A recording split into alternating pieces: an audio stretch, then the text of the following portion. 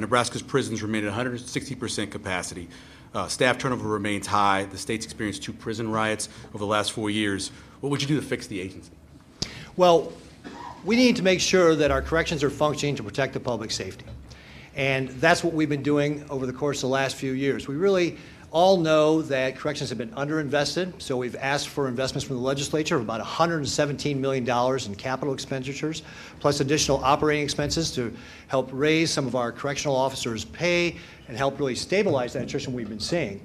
And we've seen the results. So, for example, we've managed to improve the risk-reducing programming that we have in our correction system by about 25%, which has helped us reduce our staff assaults by 40%.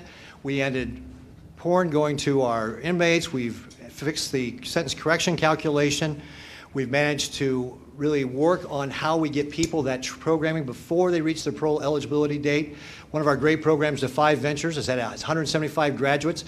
25 of those have left our system. 94% of them have jobs. Not one of them has come back into the system.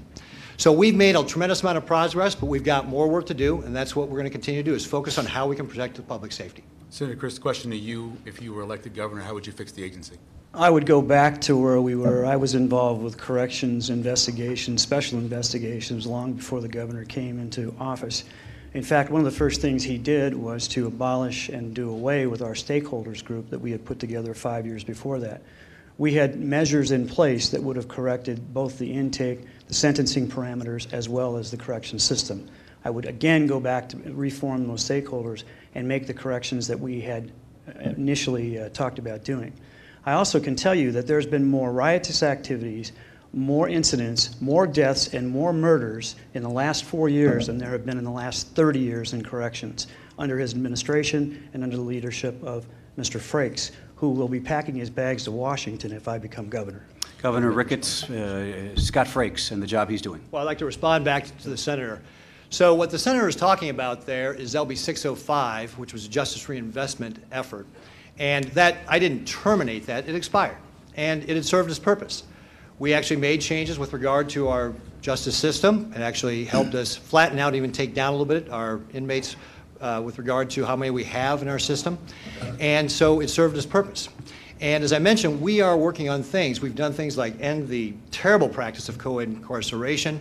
We're working at expanding capacity. We're working at expanding programming. And we've been successful in those areas. Now, certainly, it was underinvested for a long time, and we've got a lot of work yet to do, but we're on the right track.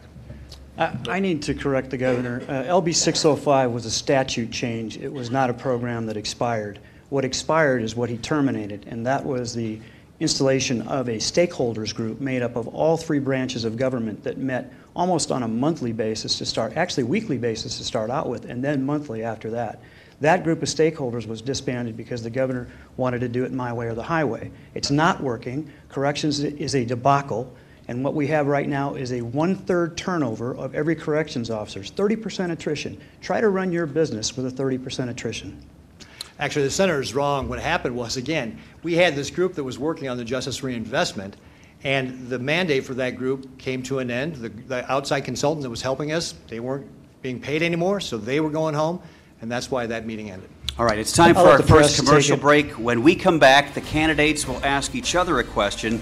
You are watching the debate for governor in Nebraska on KMTV 3 News Now and the Omaha World Herald.